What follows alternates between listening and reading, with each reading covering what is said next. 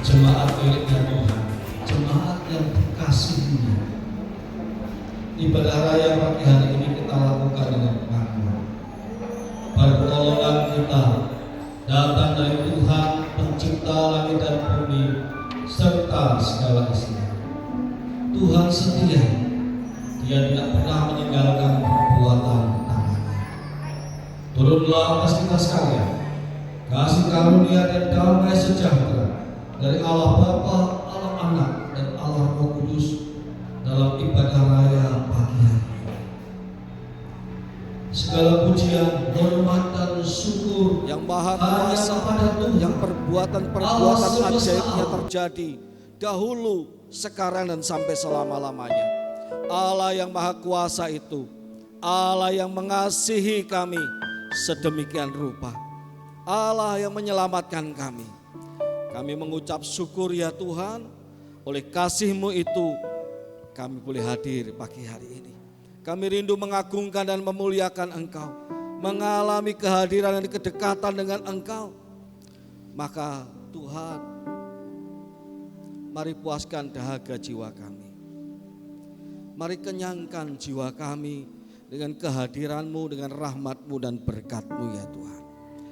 Dan kami siap menerimanya. Diberkatilah ya Tuhan oleh-Mu kami semuanya. Di dalam nama Tuhan Yesus kami berdoa. Amin. Selamat beribadah, Tuhan Yesus memberkati kita semua. Berikan kemuliaan buat Tuhan kita. Shalom jemaat Tuhan.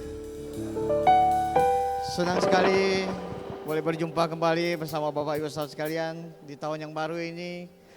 Kita masih diberi kesehatan, kita masih diberi kesempatan, kita boleh datang memuji memuliakan nama Tuhan. Baik, kita akan menari-nari buat Tuhan kita. Yang siap menari buat Tuhan kita boleh lambaikan tangannya. Berikan salam kiri kanan, katakan Tuhan Yesus baik. Haleluya.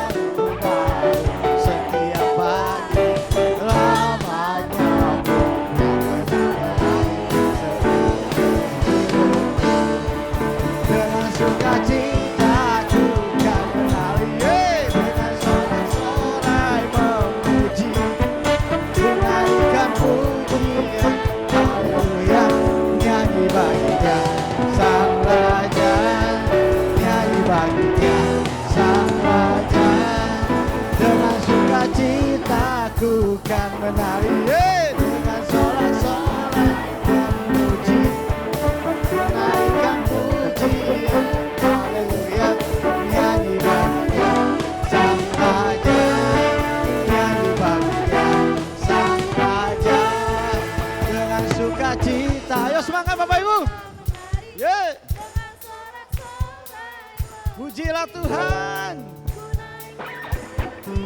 Katakan haleluya.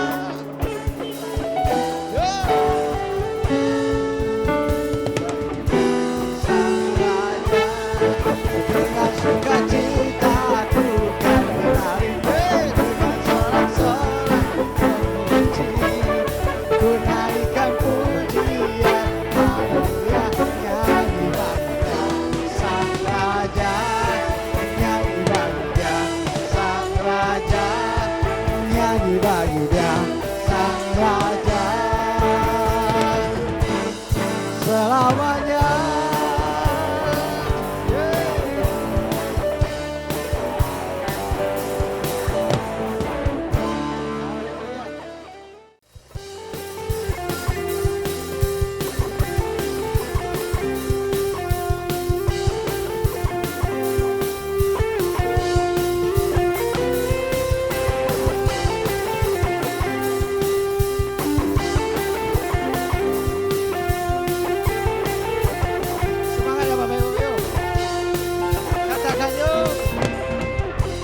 Tuhan Tuhanlah kekuatan dan mazmurku,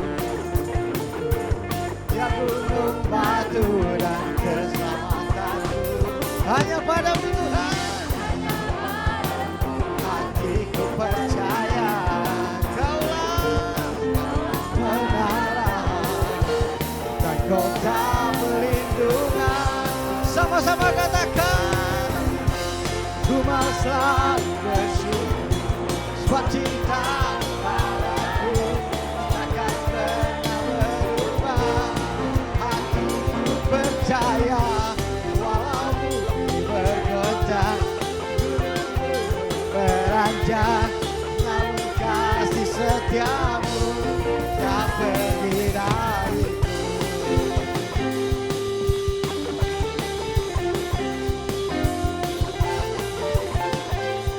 Semangat ya Bapak Ibu, puji Tuhan kita, amin. Tuhanlah kekuatan dan mazmurku, Dia gunung batu dan keselamatanku. Hanya padamu hatiku percaya. Kaulah menara dan kota perlindungan. Ku mau selalu bersyukur sebab cinta padaku takkan pernah berubah. Hatiku katakan, walau bergoncang, gunung-gunung beranjak, namun kasih setiamu tak pergi dariku. Ku mau selalu bersyukur sebab cinta padaku takkan pernah berubah. Hatiku percaya walau bumi bergoncang, gunung-gunung beranjak, kasih setiamu tak pergi dariku. Mau selalu bersyukur sebab cintamu padaku takkan pernah berubah. Katakan, hatiku percaya walau bumi bergoncang, gunung-gunung beranjak, namun kasih setiamu tak pernah. Sekali lagi katakan, ku mau selalu bersyukur sebab cinta padaku takkan pernah berubah. Katakan, hati kami percaya walau bumi bergoncang, gunung-gunung beranjak, namun kasih setiamu tak pergi dariku. Kasih setiamu tak pergi dariku. Kasih setiamu tak pergi dariku. Haleluya.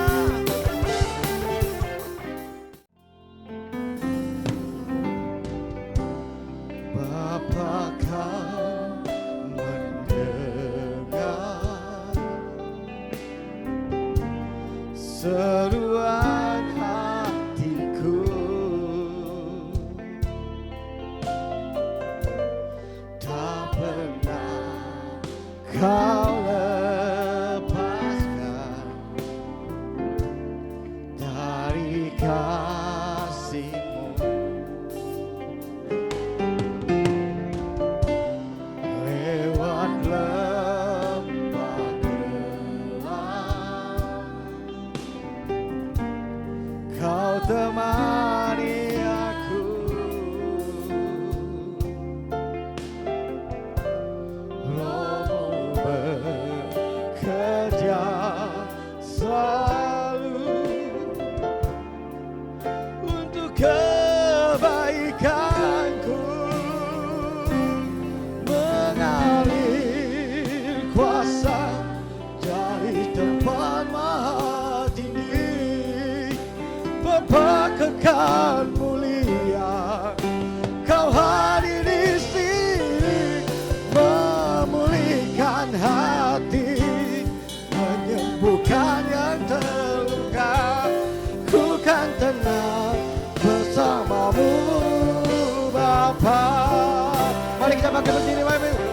Mengalir kuasa, mengalirlah Tuhan. Memberkati jemaatmu yang hadir pagi hari ini. Agar setiap kami boleh merasakan hadirat-Mu Tuhan. Kasih dan rawatan-Mu ya Bapa. Pulihkan hati kami. Ku kan tenang bersama-Mu Bapa. Biar jemaat yang menyanyikan pujian ini rasakan hadirat Tuhan Bapak Ibu. Rasakan betapa baiknya Tuhan kita. Kasih-Nya begitu nyata Bapak Ibu. Oh Tuhan Yesus, terima kasih berkesempatan yang Tuhan berikan kepada kami. Kami ada hari ini bukan karena kuat kehebat kami Tuhan, tapi karena kasih-Mu yang begitu nyata di dalam hidup kami ya Tuhan. Ku kan tenang bersama-Mu Bapa. Sekali lagi rasakan mengalir. Oh, Engkau baik Tuhan. Lihat jemaat-Mu yang hadir pagi hari ini Tuhan. Begitu rindu dan haus akan kebenaran firman Tuhan. Rindu menyembah-Mu ya Aba ya Bapa. Oh Tuhan Yesus, berkati anak-anak-Mu yang hadir pagi hari ini. Sekali katakan, mengalir. Haleluya. Penolong yang selalu setia, yang selalu memelukkan kita. Kami sungguh bersyukur Tuhan.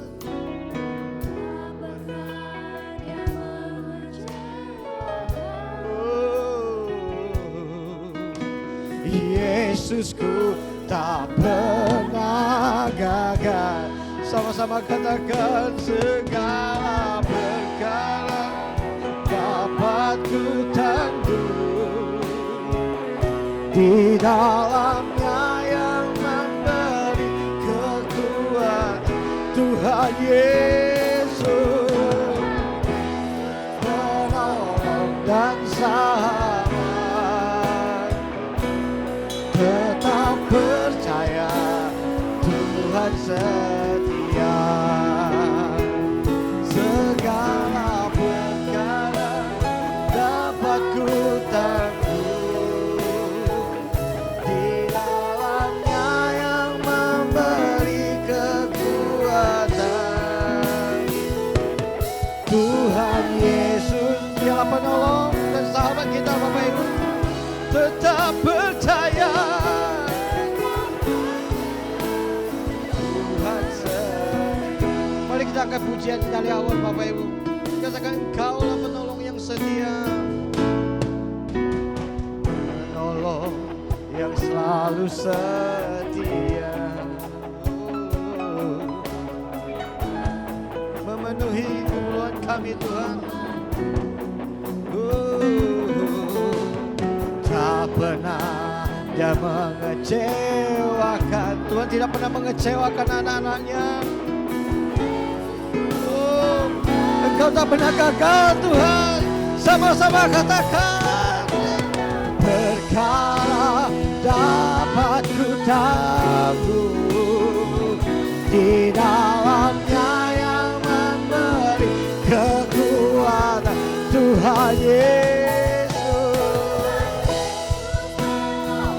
dan sahabat, tetap percaya Tuhan setia.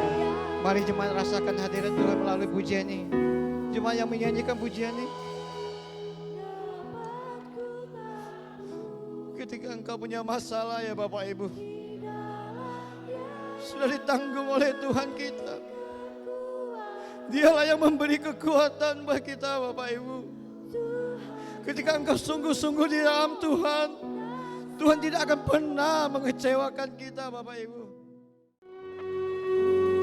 Tak pernah kami meragukan kasih setia-Mu ya Tuhan.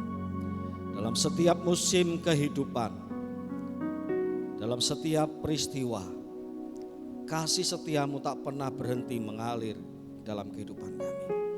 Sebagaimana kami ada sebagai anak-anak-Mu yang hadir di gereja-Mu pagi hari ini. Itu pun ya Tuhan, tanda kasih setia-Mu ada bersama-sama dengan kami. Dan dengan kasih setia Tuhan juga, kami boleh menjadi anak-anak-Mu yang melangkah dan menikmati pertolongan, kebaikan, berkat, pemeliharaan yang datang daripada Tuhan. Dan inilah hidup kami ya Tuhan. Engkau telah mencurahkan kasih setia-Mu kepada kami. Kami rindu Tuhan, hidup kami mengasihi Engkau dan setia kepadamu seumur hidup kami. Dipermuliakanlah Engkau Tuhan dalam hidup kami. Termasuk hari ini ketika kami mendengarkan sabda-Mu. Kami mau mendengar sebagai orang yang telah menerima kasih-Mu dan rindu mengasihi Tuhan. Kami mau mendengar sebagai orang yang telah menerima kesetiaan-Mu dan mau setia kepada Tuhan dengan menjadi pendengar dan sekaligus bersamaan dengan itu pelaku-pelaku firman.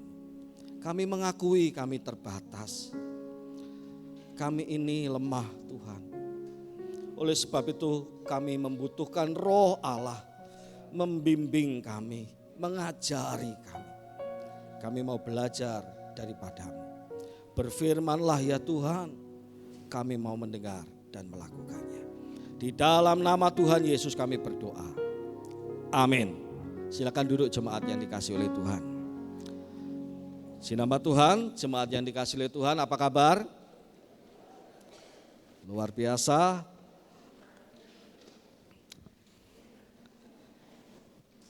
Kita semua diberkati oleh Tuhan, amin.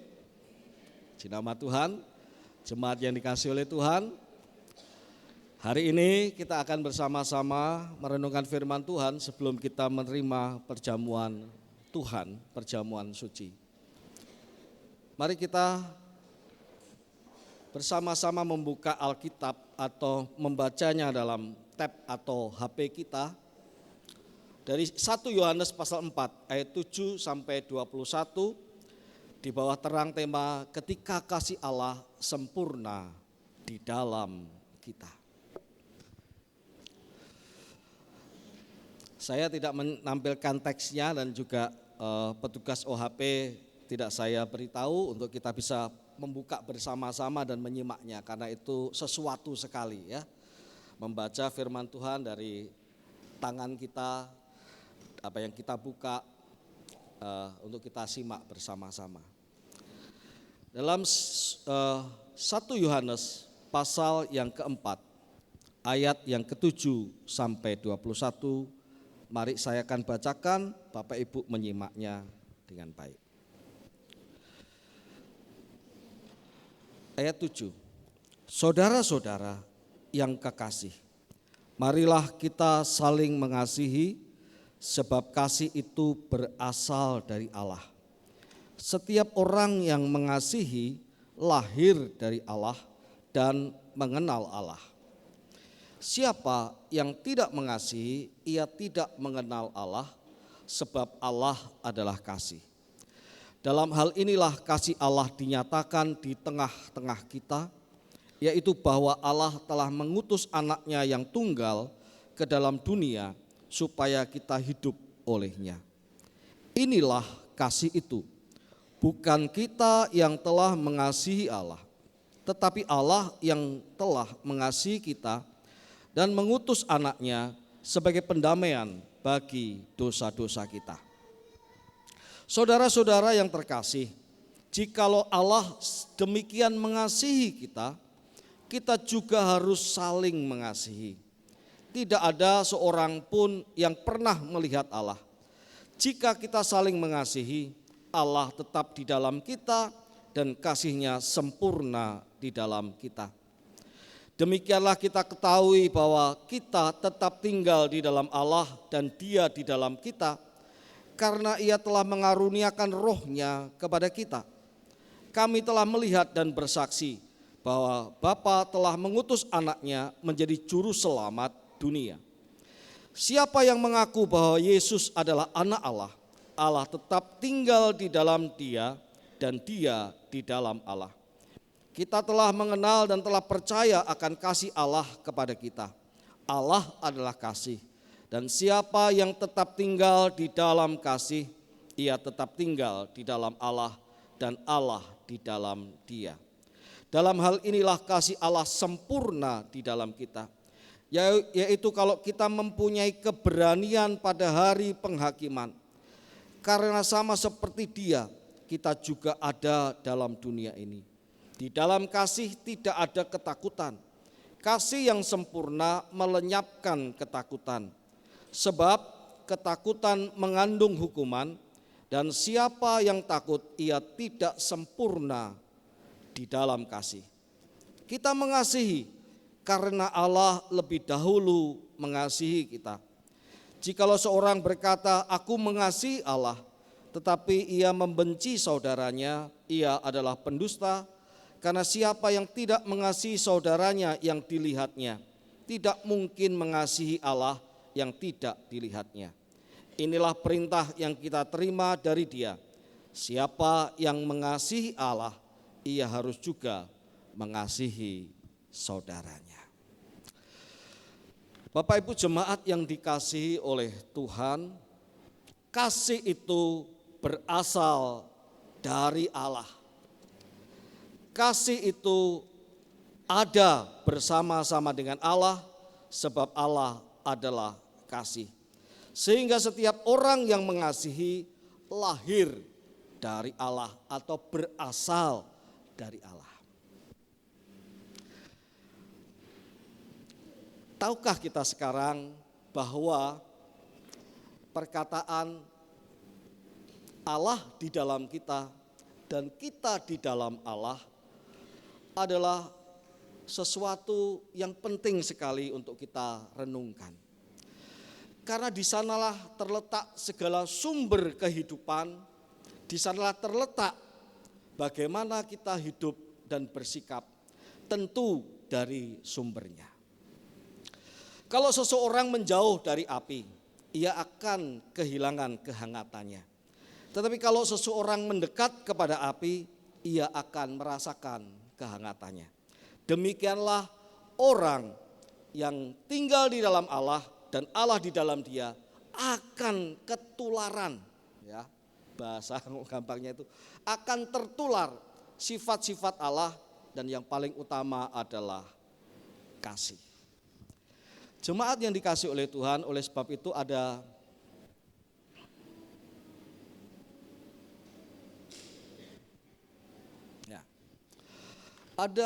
tiga hal yang dicatat oleh 1 Yohanes pasal 4 ayat yang ke-7 sampai 21 yang sudah kita baca. Siapa yang tetap di dalam Allah dan Allah di dalam kita? Yang pertama adalah siapa mengaku bahwa Yesus adalah anak Allah, ayat 15 ya, silakan dicek. Siapa mengaku bahwa Yesus adalah anak Allah, Allah tetap di dalam dia dan dia di dalam Allah.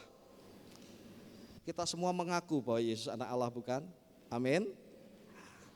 Yang kedua, karena Tuhan telah mengaruniakan rohnya kepada kita, maka itu menjadi bukti Allah tetap di dalam kita dan kita di dalam Allah. Bukankah kita sudah dimeteraikan oleh roh Allah yang tinggal di dalam hati kita bahwa kita ini milik Tuhan, anak-anaknya Tuhan. Kita sudah menerima roh Allah itu.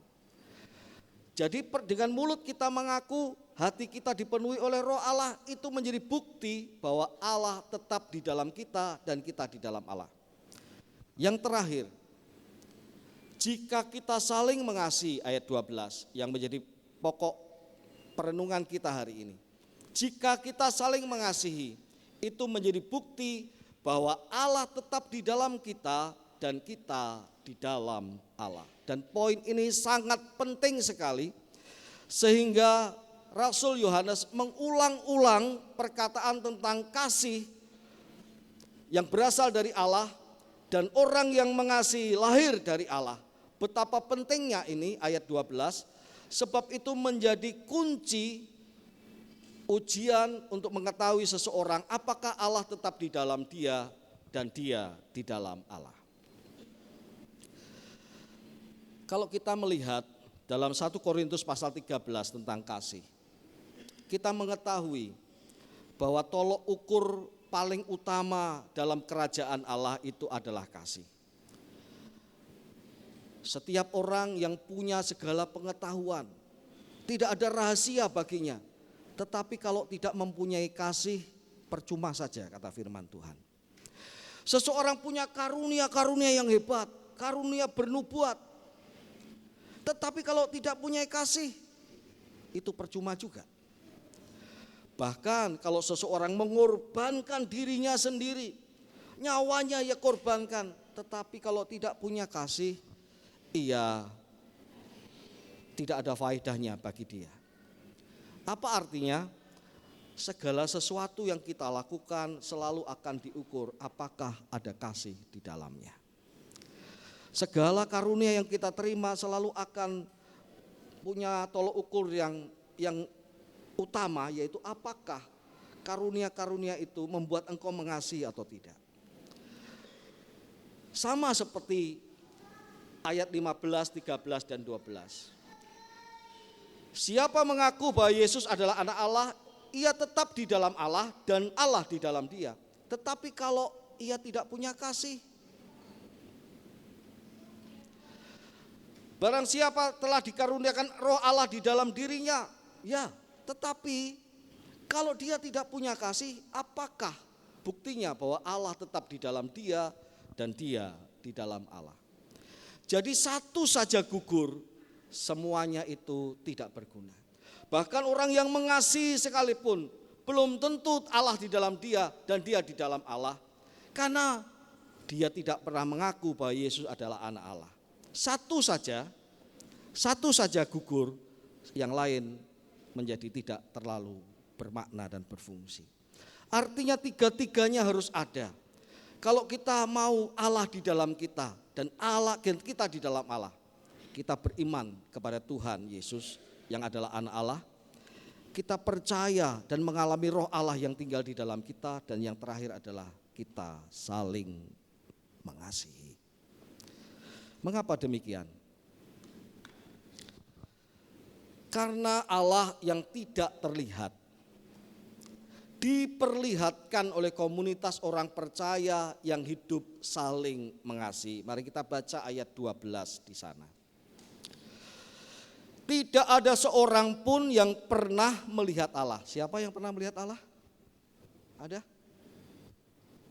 Ada yang pernah melihat Allah? Saya enggak pernah tuh. Enggak pernah. Enggak pernah saya melihat Allah. Ada yang pernah ditemui oleh Allah? Allah itu tak terlihat, bukan? Tetapi apa kata firman Tuhan? Allah yang tak terlihat itu tidak seorang pun pernah melihat Allah. Tapi perhatikan baik-baik, jika kita saling mengasihi, Allah tetap di dalam kita. Apa artinya? Allah yang tak terlihat itu nampak dari kehidupan komunitas Kristen, orang-orang percaya, gereja Tuhan yang hidup saling mengasihi. Itulah doa Tuhan Yesus. Tuhan, jadikan mereka satu, sama seperti Engkau dan aku adalah satu, supaya mereka di dalam aku sama seperti aku di dalam Engkau. Supaya dunia percaya bahwa Engkaulah yang mengutus aku. Apa artinya?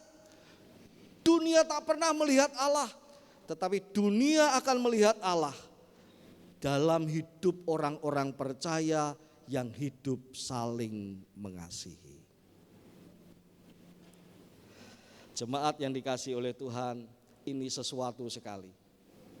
Ini panggilan Tuhan di dalam hidup gereja Tuhan. Kalau ada kasih, ada Allah di situ.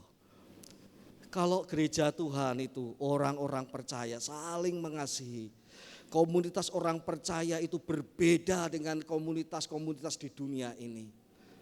Orang akan melihat beda. memang mereka itu nyembah Tuhan yang benar. Enggak perlu debat teologi, enggak perlu mungkin dengan pengetahuan teologis yang harus sampai enggak terbantahkan. Perilaku hidup yang menunjukkan bahwa Allah di dalam kita dan kita di dalam Allah, yang membuat kita bisa saling mengasihi satu sama lain, itu menjadi bukti bahwa sungguh Allah ada di dalam hidup mereka.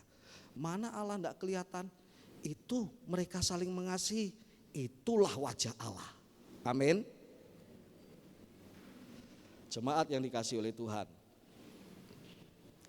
bukankah kalau kita mau agak perlebar, keluarga Kristen, suami istri yang saling mengasihi, bukankah terlihat bahwa wajah Allah ada dalam keluarga itu?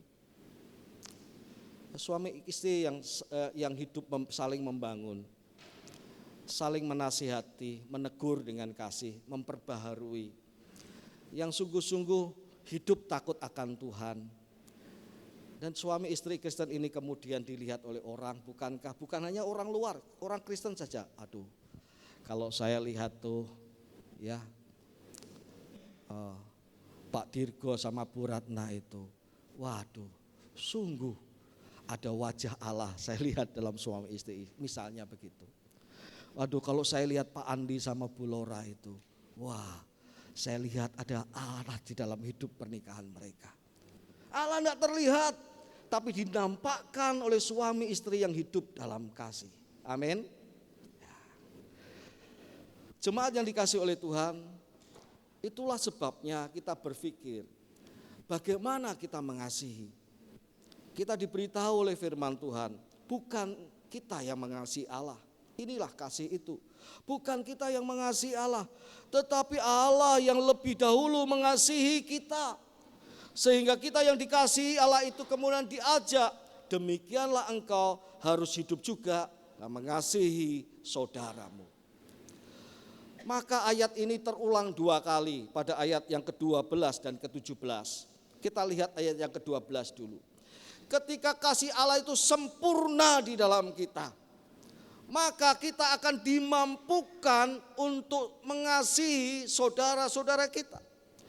Ketika kasih Allah itu sempurna di dalam kita, maka itu akan menggerakkan kita menjadi daya dorong, menjadi kekuatan untuk kita mengasihi suami, istri, anak kita, orang tua kita.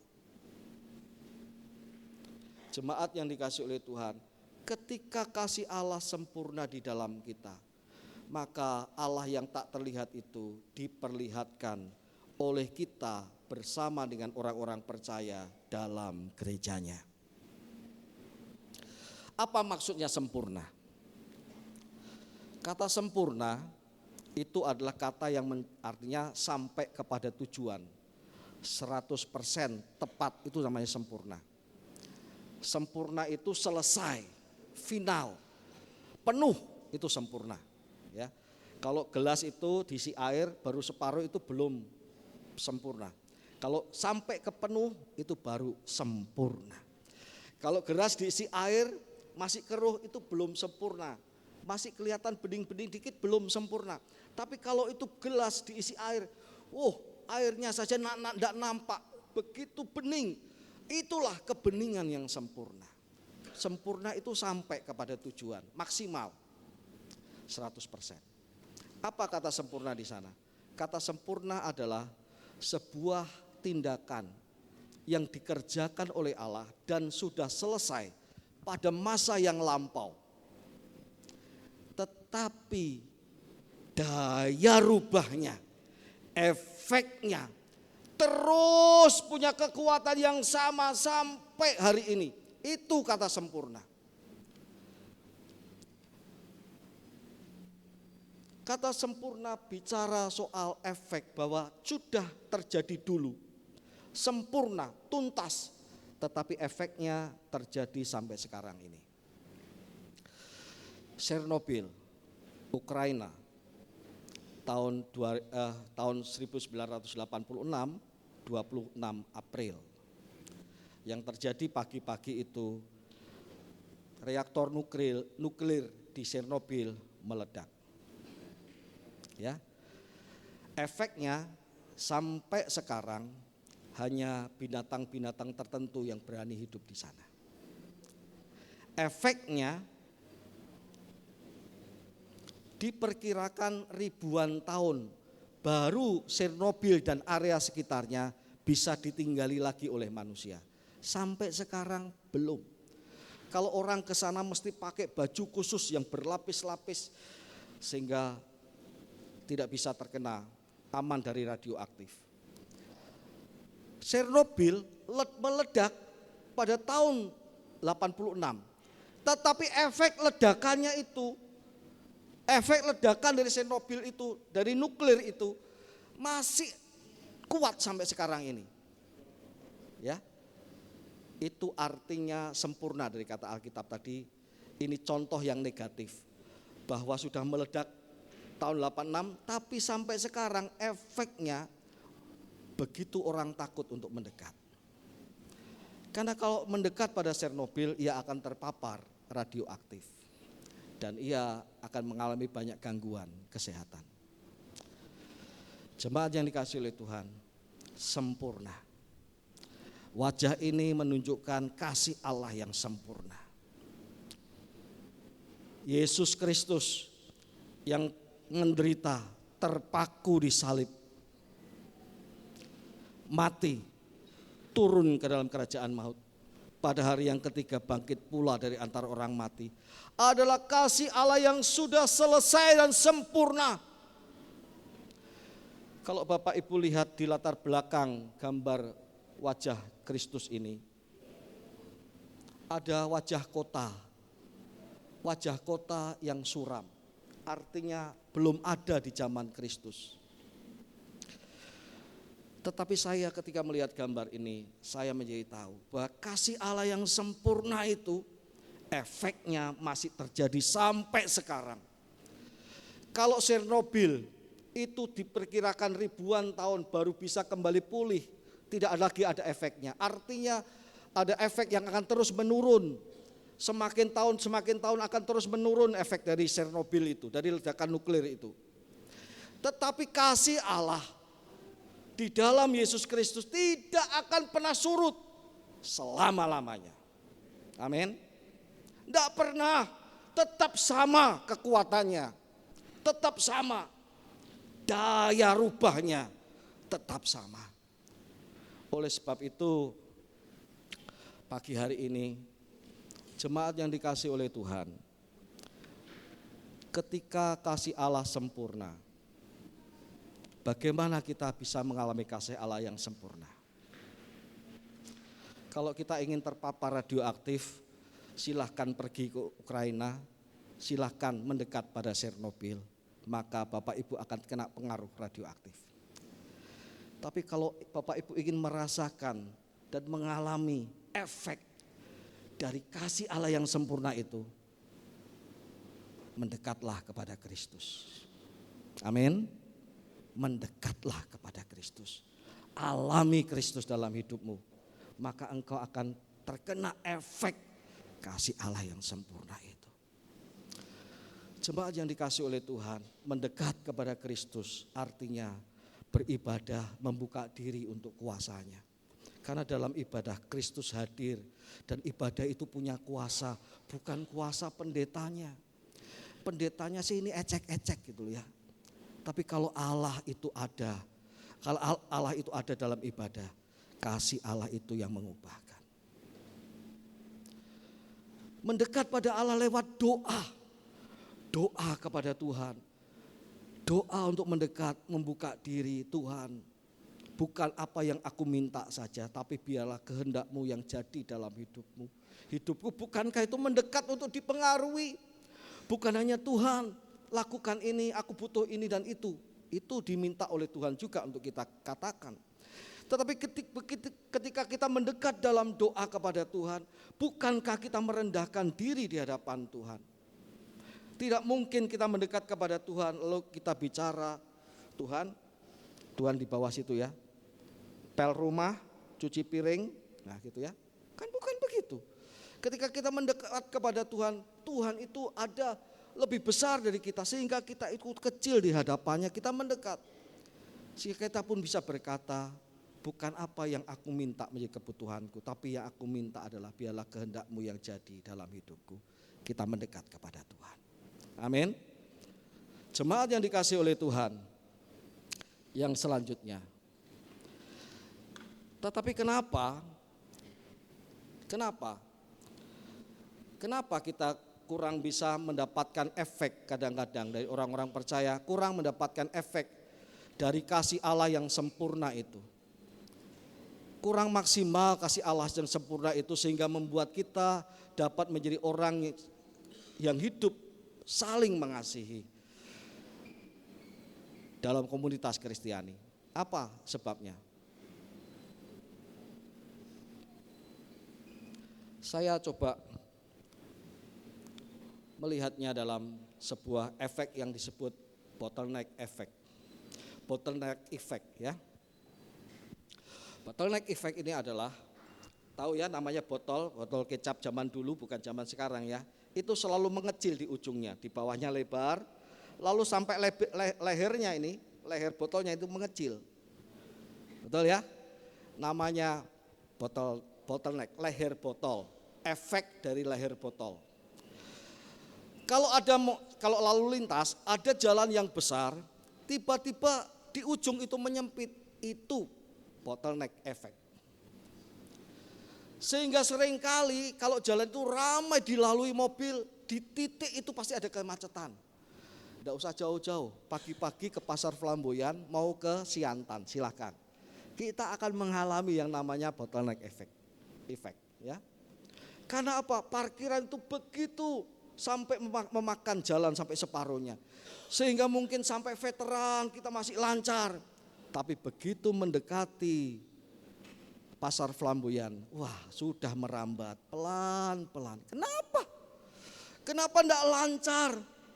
Karena ada hambatan.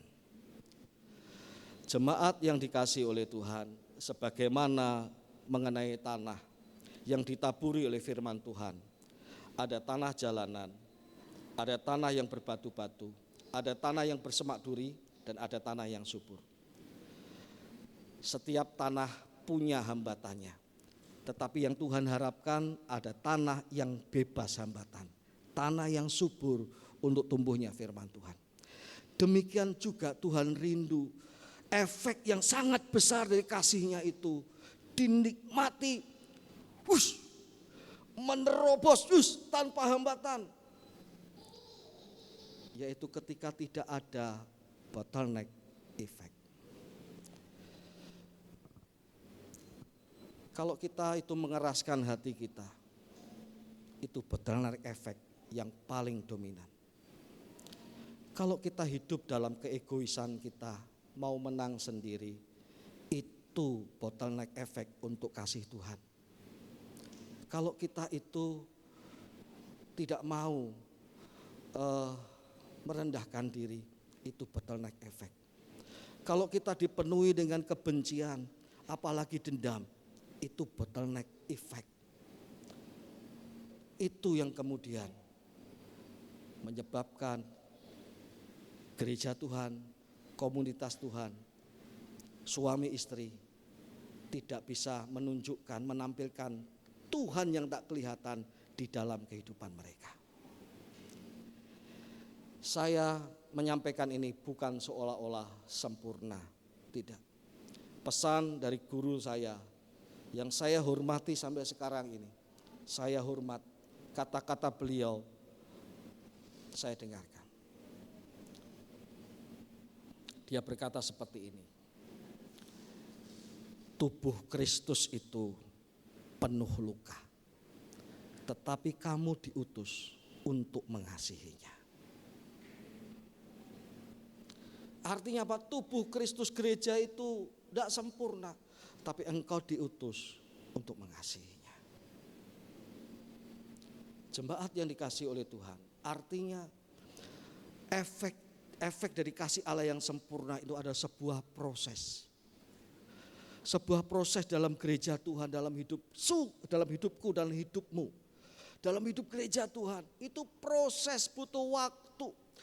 Dan saya berharap dengan berjalannya waktu kita, dalam mengiringkan kita kepada Tuhan, semakin lama, semakin kita membuka diri kita, sehingga efek dari kasih Allah itu demikian mampu mengubah kehidupan kita. Sehingga sungguh Pak Markus Ahe adalah orang yang menaruh perhatian kepada jiwa-jiwa. Saya mau katakan juga di sini, sebelum mulut kita ngomong pun, orang sudah percaya Yesus adalah Tuhan karena kehidupan anak-anak Tuhan yang penuh kasih. Amin. Itu. Betapa susahnya nyari jiwa satu saja susah. Tidak gampang untuk percaya pada Tuhan. Tetapi kalau gereja Tuhan itu menyala dengan kasih, orang luar udah tidak perlu bantah-bantah macam-macam. Ada Tuhan di sana. Aku lihat dari kehidupan orang-orang percaya. Tuhan memberkati kita. Saya akan cepat. Bottleneck efek itu seperti juga kalau pembuluh darah itu ada plaknya. Tersumbat oleh plak itu. Apa namanya Bu Ahung? Kolesterol ya Bu Ahung ya. Nah itulah. Makanya Bu Ahung suka membakar kolesterol setiap hari. Meskipun masukkan kolesterol lagi, bakar lagi gitu ya. Ya, itu cara menikmati hidup. Ini bottleneck efek. Harusnya darah itu lancar, jantung sehat, otak coba. Tapi karena ada sumbatan, kadang-kadang suplai ke otak tidak nyampe, hang kan gitu ya. Ke jantung, serangan jantung. Mari jemaat yang dikasih oleh Tuhan, tanda bahwa hidup kita itu dipenuhi oleh kasih Allah, sempurna kasih Allah dalam hidup kita. Ketika plak-plak itu tidak ada dalam hidup kita, sehingga otak kita, hati kita, jantung kita secara rohani itu sehat. Next. Ketika kasih Allah sempurna di dalam kita, ayat 17 dan 18 saya bacakan demikian. Dalam hal inilah kasih Allah sempurna di dalam kita, yaitu kalau kita mempunyai keberanian pada hari penghakiman, karena sama seperti Dia, kita juga ada di dalam dunia. Di dalam kasih tidak ada ketakutan. Kasih yang sempurna melenyapkan ketakutan. Sebab ketakutan mengandung hukuman, dan siapa yang takut ia tidak sempurna di dalam kasih. Ketika kasih Allah sempurna, kita itu berani menghadap atau bertemu dengan hari penghakiman. Eskatologi penghakiman Allah atas dunia ini. Kita tidak akan takut dan tidak akan khawatir. Bukankah dikatakan dalam surat Roma, demikianlah sekarang tidak ada penghukuman bagi orang-orang yang percaya kepada Kristus. Kok saya percaya sama Tuhan kok tapi masih takut ya Pak? Ngeri Pak kalau bayangkan. Aduh Pak, saya ini orang Kristen sudah beriman pada Tuhan. Tapi kok bicara soal mati itu takut ya Pak? Oh, janganlah Pak saya mati Pak. Aduh itu ngeri Pak, tidak usah diomongin. Demikianlah tidak ada penghukuman bagi barang siapa yang percaya kepada Kristus. Itu dibuktikan mengalir dalam hidup kita ketika kasih Allah sempurna di dalam hidup kita. Kita bisa berkata, ketika hari itu datang, aku dipermuliakan Tuhan. Ketika kematian menjemputku, aku akan tersenyum sebab aku berjumpa dengan juru selamatku. Amin.